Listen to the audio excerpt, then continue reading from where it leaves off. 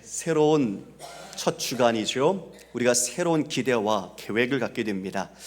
오늘 우리가 사도행전 말씀을 나누면서 바울이 예루살렘을 향하여 나아가는 여정을 우리가 오늘 보게 되는데요. 그 여정이 바울의 삶에는 어떠한 목적이 있었는지, 그리고 그 길 속에 어떠한 하나님의 은혜와 또 응답과 일하심이 있었는지를 살펴보면서 바로 여러분이 새 첫 주를 맞아 하나님 앞에 새로운 마음으로 삶을 계획하고 그 믿음을 오직 주께 의탁하며 오직 우리 주님이 내 인생의 주어가 되셔서 여러분들을 이끌어 가시는 복된 새해 한 해가 되기를 주님의 이름으로 축원합니다. 오늘 말씀을 보면 바울이 소요가 그침에 바울은 제자들을 불러 권한 후에 작별하고 떠나 마게도냐로 가니라. 여러분, 소요가 그쳤다. 우리 앞서 본 것처럼 에베소에서 큰 일이 있었습니다. 에베소 사람들이 복음을 받아들이고 삶이 변했어요. 그냥 예전에 믿던 우상들, 주술들, 미신들을 섬기는 게 아니라 그것을 다 끊어내고 이제 예수 그리스도를 자신의 삶의 구주로 섬기는 삶의 영적인 갱신과 변화가 나타나는 거죠.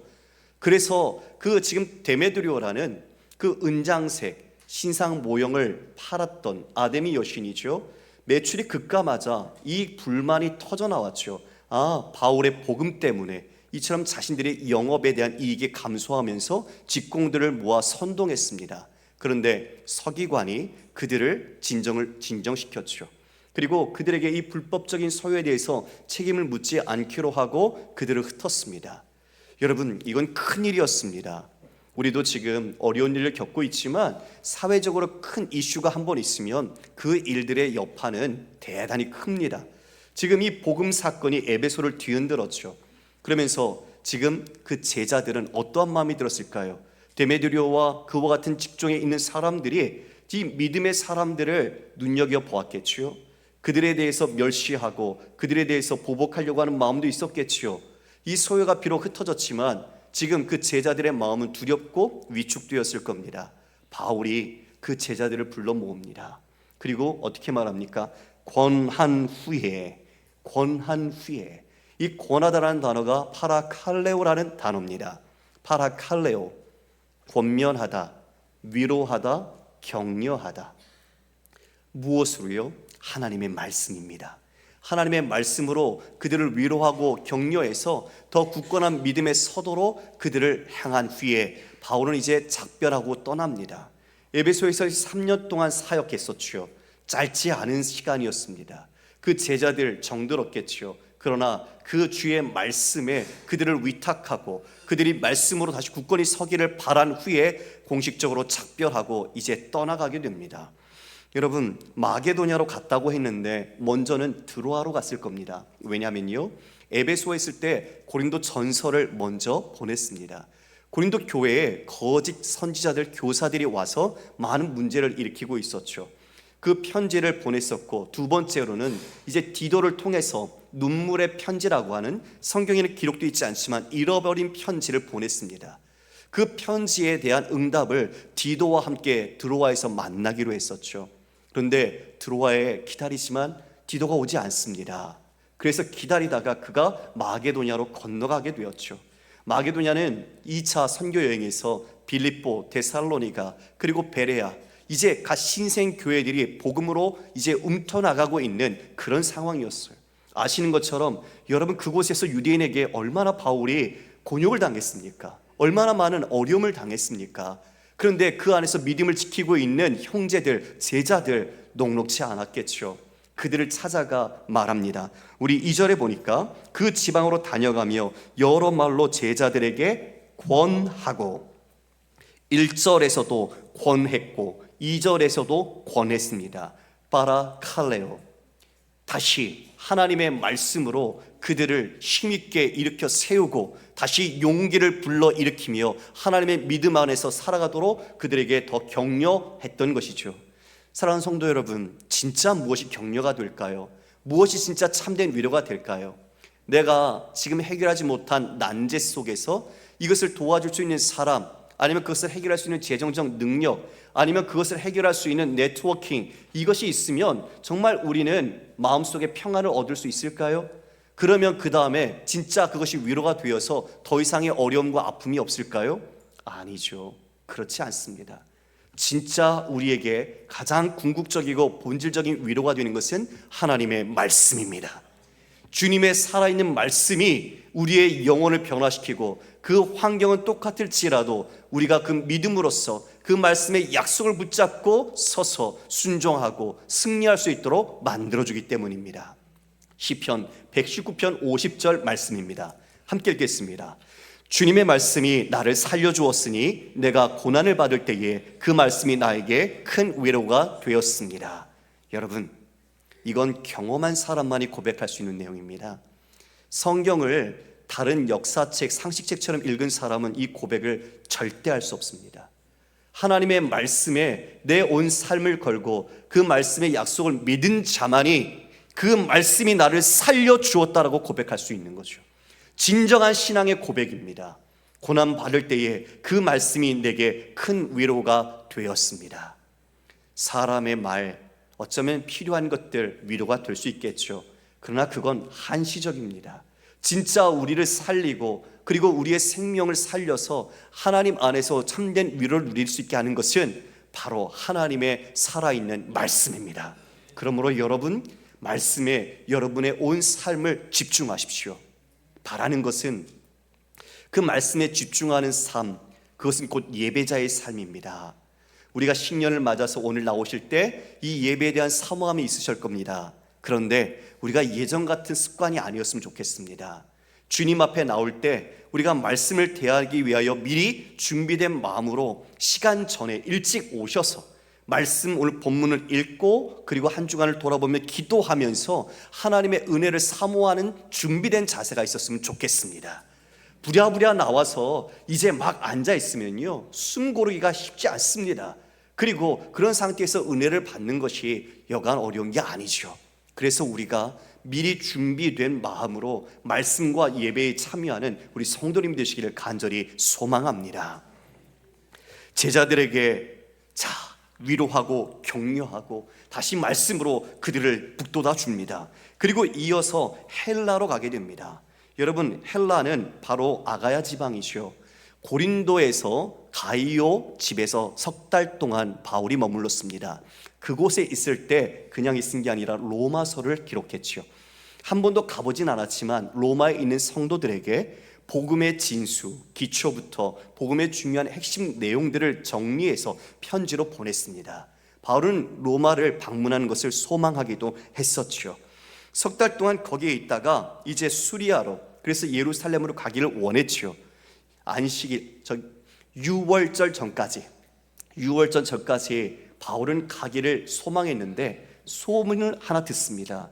소식이 신빙성이 있었던 것 같아요. 무슨 소식이냐? 배를 타고 가는데 그 배에도 유월절을 지키기 위한 유대인들이 타게 되죠. 바울을 죽여서 바다에 던지려는 계획이 들린 겁니다. 그러니까 바울은 지금 그 계획을 수정하지 않을 수 없었죠. 해로로 그 수리아로 예루살렘으로 가려고 했던 것을 변경해서 육로로 다시 오랜 시간이 걸리지만 왔던 길을 되돌아갑니다. 다시 마게도냐로 건너가게 되죠. 4절에 보니까 함께 동행했던 일행들이 7명이 기록이 나옵니다. 베레아 사람, 데살로니가 사람, 더벳 사람, 아시아 사람. 여러분, 이들은 바울이 복음을 전해서 자신들이 예수를 믿은 자신의 사역의 열매들, 그리고 믿음의 증인들입니다. 7명이라는 숫자는 완전수지요. 이 7사람이 바로 바울의 이방 선교에서 중요한 열매로 상징되기도 하겠죠. 또 이 사람들은 2년 동안 예루살렘 교회의 가난함, 어려움, 그것을 돕기 위해 연보를 모았습니다. 그래서 그 연보를 맡은 각 교회의 대표자들입니다. 그들이 7명이 지금 바울과 함께 동행하게 되었죠. 자, 어디로 갑니까? 5절에 보니까 그들은 먼저 가서 드로아에서 우리를 기다리더라. 여기서 우리는 바울과 누가를 말합니다. 그러니까 나머지 일행들은 먼저 드로아로 보냈고요. 그리고 나중에 지금 이 드로아로 바울과 누가가 가게 되죠. 무교절 후에 빌립보에서 배로 떠나 닷새 만에 드로아에 있는 그들에게 가서 이레를 머무니라. 자, 여러분 저를 보십시오. 바울이 지금 행하고 있는 여정을 보니까요, 에베소에서 떠날 때 도망치듯 떠나는 것이 아니라 제자들에게 자신이 그 하나님의 말씀으로 다시 한번 권면하고 세운 뒤에 떠났습니다. 마게도니아에서도 마찬가지로 제자들을 만났을 때 주의 복음 말씀으로 그들을 굳건하게 만들었죠. 그리고 이제 이 예루살렘으로 향하는 일련의 일행들과 함께 이곳에 오게 되었는데, 자신이 나중에 들어가러 가기로 하고 그 사이에 이제 다른 일을 한 뒤에 만나게 됩니다. 그런데 오늘 7절부터 12절까지 보면 이상하게 다른 하나의 일화처럼 사건이 삽입되어 있습니다. 그 드로아에서 발생한 일이죠. 7절에 보니 그 주간의 첫날에 우리가 떡을 떼려 하여 모였더니 바울이 이튿날 떠나고자 하여 그들에게 강론할세 말을 밤까지 계속하매. 여러분, 저를 보세요. 여기에 중요한 단어가 하나 나옵니다. 그 주간의 첫날에. 유대인들은 안식일을 지켰습니다. 토요일이죠. 그런데 지금 정기적인 모임을 그리스도인들이 그 주간의 첫날, 안식 후 첫날에 예배를 드리고 모임을 가졌다는 것을 이 본문이 증거하고 있습니다. 구별됨이 나타났던 거죠. 예수님께서 부활하신 주일, 그것을 기념하여 이제 이처럼 주일에 모임을 갖게 된 겁니다. 예배지요. 그런데 떡을 떼려 모였다고 말합니다. 이것은 성찬을 말합니다. 예수님께서 자신의 죽으심을 기념하며 지키라고 하신 그 성찬, 떡을 떼면서 또한 말씀을 듣는 예배와 모임을 함께 초기 교회에서는 가졌습니다. 지금 그와 같이 그 모임에 이 바울이 있는 거죠. 여러분, 바울이 이래 동안 들어와 있으면서 쉬었겠습니까? 복음 전했겠지요. 그렇지요? 복음을 전하는데 이제 내일이면 떠나는 거예요. 그러니까 마지막 날입니다. 그 마지막 날 이제 모든 시간들을 아낌없이 그곳에 있는 성도들과 나누는 거죠. 그 성도들, 강론한다라는 표현은 서로 대화식으로 주고받는 겁니다. 그러니까 지금처럼 제가 이런 많은 분들에게 어쩌면 일방적으로 설교하는 게 아니라 질문을 하면 질문에 대하여 답을 하고 또 누군가 질문을 하는 거죠. 여러분, 얼마나 궁금한 게 많았겠습니까? 신앙생활을 시작하고 믿음의 길을 걸어가면서 여러 가지 사건들과 일들 속에 궁금한 것들이 엄청 많았겠죠. 그것들을 밤중까지 계속 했던 겁니다. 그런데 8절에 우리가 모인 윗다락에 등불을 많이 켰는데 유도고라 하는 청년이 창에 걸터 앉아 있다가 깊이 졸더니 바울이 강론하기를 더 오래 하며 졸음을 이기지 못하여 3층에서 떨어지거늘 일으켜 보니 죽었는지라. 윗다락에 등불을 많이 켰다. 여러분, 장소가 꽤 넓었나 봐요. 그 다락방이 있는데 등불이 많을 정도였으니까 많은 사람들이 모였겠죠. 근데 여러분, 그 등불이 다 촛불 아닙니까? 그런데 촛불이 많은데 그걸 태우면 어떻게 될까요? 산소가 소모되잖아요. 그리고 많은 사람들이 같이 빽빽히 있다 보면 다 뭘 뿜어내요? 이산화탄소를 내뿜을 거 아니에요. 뜨거운 열기가 어디로 가죠? 위로 올라갑니다. 위로. 그런데 지금 유도고가 3층 창문에 걸터 앉았습니다. 어쩌면 신선한 공기를 좀 마시려고 그와 같이 창틀에 걸터 앉을 수 있겠죠. 근데 이 유두고, 유티코스라는 이름은 바로 노예의 신분을 나타내는 이름입니다. 우리가 드라마 볼 때 돌쇠야 그러면 머슴인 거 알잖아요. 그런 것처럼 지금 이 헬라어로 유티코스는 바로 종이나 노예의 신분을 의미했죠. 그가 여러분 놀다 왔겠습니까? 그 자리에 종들이 안식이 없습니다. 쉬는 날이 없어요. 아침부터 뼈 빠지게 일하고 힘들게 일한 다음에 그래도 사도 바울 선생님이 이제 가신다니까 그 말씀을 듣고 싶은 마음에 사모해서 그 지치고 고단한 몸 이끌고 그곳에 온 거죠. 얼마나 대단합니까? 그런데 강론이 길어지네요. 저녁인데 저녁이 지어서 밤중이 되고 있고요. 나중에 보면 이게 새벽까지, 날이 셀 때까지 이어졌어요. 그런데 못내 그 고단하고 지친 몸에 말씀을 들으려고 하는데, 여러분, 사도 바울이 말을 잘했을까요? 못했을까요? 에이, 이러지 말고 잘했을까요? 못했을까요? 사도 바울이 말솜씨가 좀 없었어요. 그래서 사도 바울이 그것을 자기 스스로도 이야기를 하거든요. 고린도후서 11장 6절 말씀입니다. 내가 비록 말에는 부족하나 지식에는 그렇지 아니하니 이것을 우리가 모든 사람 가운데서 모든 일로 너희에게 나타내었노라. 말에는 부족해요. 즉 달변이 아니었어요. 말을 잘 못했습니다. 그래서 늘 아볼로와 비교를 당했죠. 아볼로는 언변에 아주 능통했거든요. 그러니까 지식과 또 언변이 능통하니 아볼로는 인기가 높았지요. 근데 반면에 사도라고 하는데 바울은 말주변이 없는 거예요. 아니 무슨 사도가 저래? 이러면서 사람들에게 그 말 때문에 많은 어려움을 겪었죠. 그러나 사도 바울의 글에는 힘이 있었습니다. 여러분, 제가 여러분께 물을게요. 말주변이 있어야 전도할까요?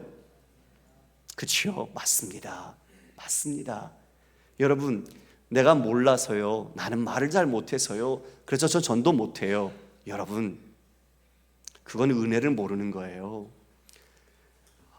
아무리 못 배웠어도 내가 만난 주님, 내게 베풀어준 주님의 은혜와 사랑이 있다면 그것을 기뻐하며 전하게 되어 있거든요.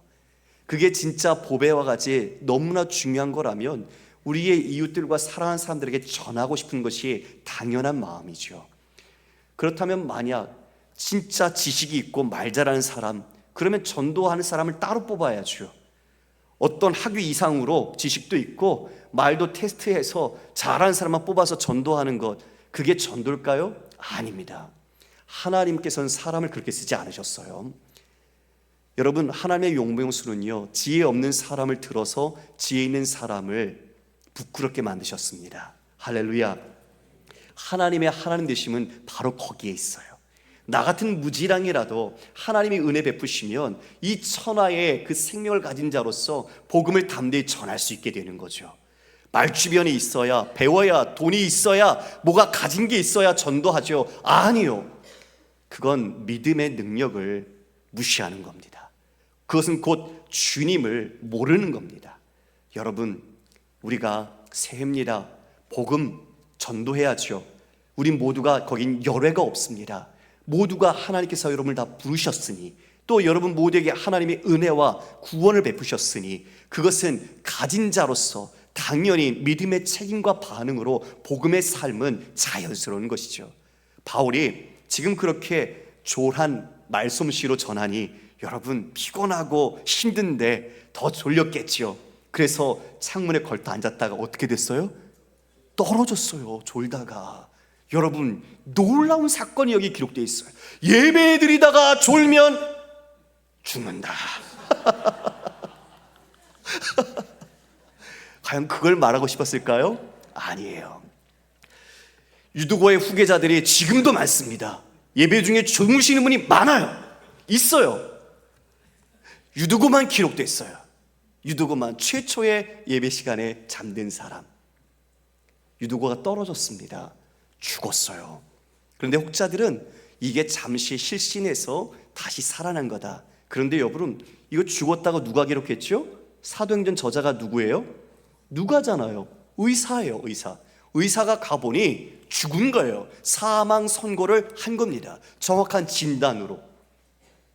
큰일 났죠. 예배 중에 죽었어요. 여러분, 예배가 끊어졌어요. 이 모임이 중단됐다고요. 난리 나지 않았겠어요? 사람들이 야 이거 큰일 났다. 어떡하냐? 이 일이 어떻게 된 거야? 어찌 이런 일이 생길 수 있어? 이럴 수 있지요. 시끄러워요. 바울은 어떻게 했을까요? 우리 말씀 보겠습니다.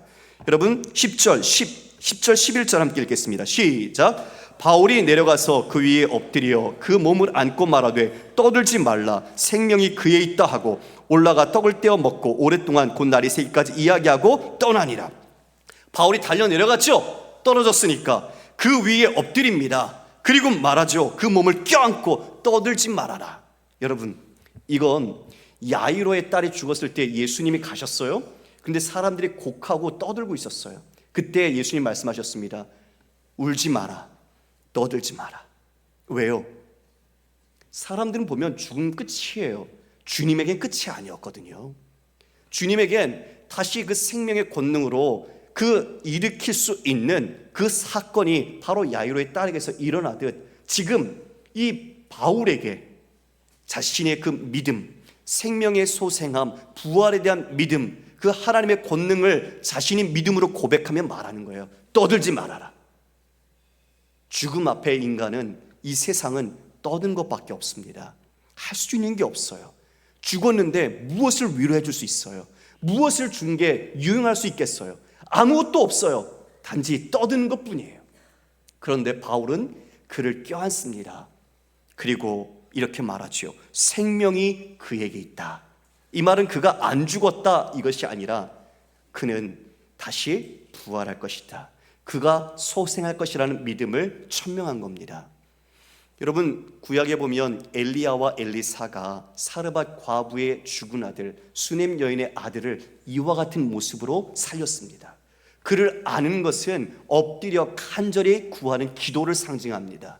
하나님께서 이 생명을 살리도록 그를 안을 때 그 바울 안에 하나님의 권능의 역사가 바로 그 죽은 자에게 역사하셔서 그가 소생하고 다시 일어날 수 있는 놀라운 사건을 보여주신 것이죠. 할렐루야. 여러분, 진정한 바로 그 사랑, 긍휼이 이 생명을 구원하는 거죠. 이 모습 속에 바로 우리의 모습이 있습니다. 여러분, 유두고는요, 창에서 떨어진 게 아니라 하나님과의 교제에서 끊어진 겁니다. 예배에서 끊어진 겁니다. 그러나 예수님께서 그와 같이 유도와 같은 우리, 이미 죄와 허물과 불의로 하나님과의 관계가 단절된, 교제가 끊어진 우리를 위하여 예수님께서는 하나님과 동등됨을 취하지 않으시고 자신을 비우사 우리와 같은 종의 형체를 가지시고 오셨습니다. 그리고 지금 바울이 그를 껴안듯 우리의 죄를 끌어 안으셔서 십자가, 대속의 십자가에서 그 죄값을 치루어 주셨습니다. 우리 모두에게 정말 이 세상에 줄 수 없는 위로, 그리고 주님의 사랑, 그 생명을 예수 그리스도께서 우리의 십자가를 통하여 우리에게 생명으로 구원해 주신 것이죠. 바로 유두고의 사건은 그것을 상징하고 있는 겁니다. 끊어졌던 우리, 이 자리에 누구도 있을 수 없었던 우리 자신들, 그러나 우리 주님이 다시 우리에게 그 긍휼과 사랑으로 십자가의 피 흘리심으로 우리를 구원하여 주신 놀라운 생명 구속의 사건, 그게 유두고였던 거죠. 여러분, 유두고 정말 얼마나 고단한 인생을 살았습니까? 종으로 그 사람들의 지배당하면서 그날에 무슨 소망이 있었겠습니까? 마찬가지 우리의 모습도 그랬습니다. 여러분, 십자가 그리고 생명 너무 익숙해서 여러분 마음에 울림이 없으십니까? 다시 정말 나 같은 죄인을 우리 주님께서 왜 내 대신 십자가를 지셨는가? 왜 나를 위해 피 흘리셨는가? 그 하나님의 아들이신 독생자가 왜 나 같은 이 무지랑이를 위해서 그 무엇을 얻으시고자 이와 같이 자신을 몸버려 죽으셨는가? 우리는 물어야 합니다. 그 물음 앞에 이 유두고의 죽음으로 끊어졌던 우리가 다시 회복되어지는 하나님과의 관계의 그 은혜를 보아야 합니다. 유두고가 살아났습니다. 그러자 어떤 일이 일어납니까? 12절 말씀인데요. 11절에 올라가 떡을 떼어 먹고, 그가 살아나자 뭘 먹었어요, 여러분? 떡을 떼어 먹었어요. 성찬에 참여한 거예요. 이 떼다라는 단어가 으깨어 찢다라는 말입니다. 예수님께서 십자가에 살 찢기신 것이 같은 말입니다. 즉 이처럼 주님의 대속, 주님의 구원, 그것을 다시 회복할 수 있는 그 은혜가 이 안에 담겨져 있는 거죠. 오랫동안 곧 날이 새기까지 이야기하고 떠나니라. 여러분, 얼마나 기뻤을까요? 상상해 볼까요? 그 자리에 있던 사람들이, 자, 이야, 유두고가 부활했어, 죽었는데 일어났어요. 그러니 예수님께서 내가 너희와 세상 끝날까지 함께 있을 거야 약속하신 것처럼 그 약속대로 주님이 지금도 우리와 함께하고 계시는구나. 그리고 사도 바울이 전한 그 복음, 그 하나님의 말씀이 진정한 권능이 있고 그것이 우리에게 권위 있어서 하나님께서 이와 같이 역사하시는구나, 이것을 모두가 눈으로 본 거죠. 직접 하나님의 살아계심과 역사심을 그 죽었던 유두고가 살아난 것을 보면서 자신이 몸소 경험한 겁니다. 여러분, 전과 같이 말씀을 들었을까요?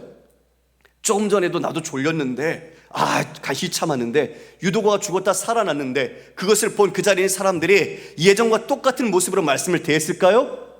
아니죠. 깨어나야 합니다.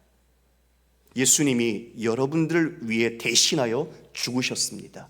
깨어나야 합니다. 그래서 그들은 그 하나님, 그 놀라운 사건을 밤새 이야기하는 거죠. 얼마나 기뻤을까요? 하나님이 살아계시오. 하나님의 말씀은 진리야. 그 말씀대로 역사하시는 분이시오. 그러니까 우리가 믿음을 더욱 갖자. 정말 놀라운 하나님이시다. 찬송했겠죠. 12절에 사람들이 살아난 청년을 데리고 가서 적지 않게 위로를 받았더라. 파라칼레오. 다시 그 유두고를 통해서 위로와 격려와 하나님에 대한 믿음의 용기를 갖게 되었더라. 여러분, 지금 계속 같은 중요한 단어가 반복되어 있는 것을 느끼십니까? 권하다, 위로하다. 같은 말입니다. 파라칼레오. 하나님의 위로하심.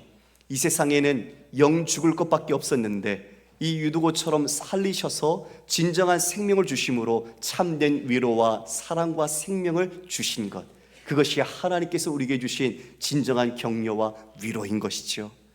지금 이러한 사건 뒤에 다시 그 여정을 재개합니다. 13절에 보니 우리는 앞서 배를 타고 아소에서 바울을 태우려고 그리로 가니 이는 바울이 걸어서 가고자 하여 그렇게 정하여 준 것이라. 바울이요, 사람들을 다 먼저 보내요. 배를 태우고 아소로. 그런데 자기는 안 가요. 자기는 혼자 걸어갑니다. 여러분, 밤새도록 이야기했어요. 바울이 새벽까지, 날이 틀 때까지. 얼마나 피곤해요. 그럼 배 타고 가면 되잖아요. 그런데 배 안 타고 걸어간다고요. 32km를. 뭐 1, 2km도 아니죠. 왜 그랬을까요, 여러분? 질문 한번 해보셔야 돼요. 바울이 지나간 자신의 모든 삶에 하나님께서 주셨던 약속들, 그리고 그 말씀으로 자신을 지켜주셨던 것들을 다시 회상했겠죠. 그리고 갈 예루살렘을 향해 그곳에 일어날 것들을 간구하며 그 길을 걸어갔을 겁니다. 그 걸음 한 걸음 속에 바울은 홀로 있었지만 주님 동행하셨죠. 여러분, 사람들이 같이 있지만 우리 착각하면 안 돼요. 내가 예수 믿는 집안에 태어났다고 내가 예수님 구원받는 거 아닙니다. 내가 함께 예배드리는 자리에 앉아 있다고 내가 구원받는 것 아닙니다. 믿음은요, 하나님과 1대1의 관계입니다. 바울이 아무리 놀라운 하나님의 권능이 이 유도를 살리는 것처럼 나타났지만 예수님께서 오병이어를 베푸시고 산으로 혼자 떠나신 것처럼 바울은 하나님과의 관계를 잊지 않았어요. 그래서 홀로 그 길을 걸어가며 주님과 그 깊은 삶을 나누었던 거죠. 그리고 이제 이어서 미둘레네, 기오, 사모, 밀레도까지 이르러 함께하게 됩니다. 우리 16절 말씀을 함께 읽어볼까요? 시작. 바울이 아시아에서 지체하지 않기 위하여 에베소를 지나 배 타고 가기로 작정하였으니 이는 될 수 있는 대로 오순절 안에 예루살렘에 이르려고 급히 가미러라. 그 밀레도까지 도착했는데 밀레도에서 에베소, 조금 전에 떠났던 곳이죠. 이게 3년 동안 정든 곳이에요. 그러니 아는 사람도 있고 찾아가고 싶은 마음이 있었겠죠. 그런데 40km 떨어진 에베소를 들리지도 않고 그냥 패싱합니다. 왜요? 지금 보니까 오순절 안에 예루살렘에 이르려고 급히 갔다라고 말합니다. 예루살렘 왜 갑니까? 아까 7명의 사람이 지금 그 유대 예루살렘 교회가 겪고 있는 경제적인 어려움, 믿음 때문에 가족에게서 쫓겨나서 어려운 삶을 살고 있고 기근으로 인해서 경제적으로 힘든 삶을 살고 있는 바로 형제들을 위해서 2년간 모았던 연보를 가지고 그들이 가고 있는 거예요. 그래서 오순절에 가서 이와 같이 그 연보를 줌으로써 여러분, 돈이 위로가 될까요? 뭐가 위로가 될까요? 돈은 필요하겠죠. 그러나 돈 이상으로 무엇을 바울이 목적했을까요? 바로 유대 예루살렘 교회와 이방에 있는 교회가 주님 안에 한 형제 자매다. 그들이 겪고 있는 현실적인 문제들, 아픔을 이방 교회들이 알고 그것을 위로하고 격려하기 위하여 그들이 2년간 모았던 연보를 가져다 줄 때 진정한 주님의 성령의 위로와 교통과 회복과 치유, 이 모든 것이 함께 일어나는 것이죠. 할렐루야. 참된 위로를 주고자, 그 주 안에 하나됨의 형제됨을 이와 같이 이루고자 바울은 또 많은 오순절에 모이는 디아스포라들에게 복음을 전하고자 힘써 갔던 것입니다. 사랑하는 성도 여러분, 이 세상엔 두 부류의 사람이 있습니다. 삶에 이끌려 사는 사람, 삶이 분주하니 삶에 끌려다니는 사람이 있어요. 사는 게 단지 그 사람의 목적일 수 있겠습니다. 물론 때로는 생존이 목적일 수 있지만 그리스도인은 그런 사람이 아니죠. 목적, 분명한 목적을 가지고 삶을 살아가는 것이 그리스도인입니다. 할렐루야. 바울은 지금 에베소나 마게도냐나 아가야나 지금 예루살렘을 목적 없이 떠도는 게 아닙니다. 복음, 그 주님께서 주신 복음을 사람들에게 성령의 위로와 격려와 그리고 말씀의 권면으로서 세우고자 분명한 목적을 가지고 이 삶을, 이 여정을 이루어 갔던 것이죠. 여러분에게 한 해 동안 하나님께서 우리에게 이 삶의 여정을 허락하신다면 어떻게 살아야 할까요? 오늘 말씀 속에서 여러분이 도전을 받기를 원합니다. 내 자신만을 위로하는 자가 아닙니다. 우리는 이미 주님께서 성령으로 우리 안에 들어와 계십니다. 여러분, 드로아에서 우리를 와서 도우라 마게도냐의 환상을 보았을 때 바울은 신비바죠. 하나님이 그와 같이 나를 설득하심을 인정하고 그곳으로 향했습니다. 그래서 그곳에서 고난과 유대인들에게 박해를 당하지만 그들 곁에 있어주면서 위로해주고 격려해주고 말씀으로 권면했습니다. 파라클레토스, 진정한 파라클레토스로서 바울이 그들 곁에서 있었던 것이죠. 성령이 보혜사로서 우리와 함께 하십니다. 그분은 우리 안에서 함께 도우시고 위로하시고 격려하십니다. 그리고 우리가 마땅히 빌 바를 알지 못해도 우리를 위하여 말할 수 없는 탄식으로 기도하시는 분이 성령님이십니다. 그래서 그리스도인은 위로할 수 있습니다. 그리스도인은 이 땅에 수많은 슬픔과 아픔을 겪고 있는 자들을 위로할 수 있습니다. 참된 위로를 갖고 있고 참된 생명을 갖고 있기에 우리는 눈물을 흘리고 아픔 가운데 신음하는 자들에게 우리는 예수 그리스도 참된 복음을 통하여 진정한 위로를 전할 수 있습니다. 여러분, 마음이 아프죠? 기도하신 것처럼 우리가 제주항공 여객기 참사로 정말 안타까운 일이 벌어졌습니다.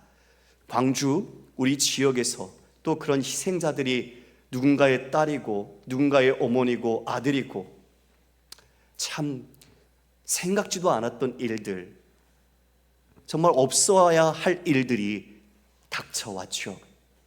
우리가 그들에게 위로자와 격려가 되어줘야 합니다. 그들에게 관심을 갖고 주님의 마음으로 그들을 위해 기도해야 합니다. 그리고 우리가 그들에게 도울 수 있는 것을 도와야 합니다. 우리 교회가 부활절과 추수감사절 헌금 절반은 우리가 무조건 이웃을, 어려운 사람들을 위해서 도왔습니다. 넉넉해서 절대 아닙니다. 그게 교회가 해야 될 일이기 때문입니다. 그래서 우리가 함께 기도하면서 도울 수 있는 일들을 도모하기를 원합니다.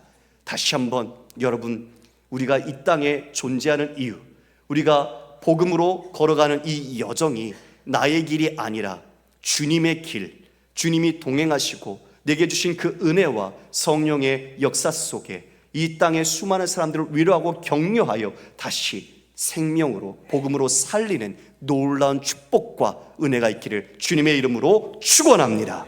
다 함께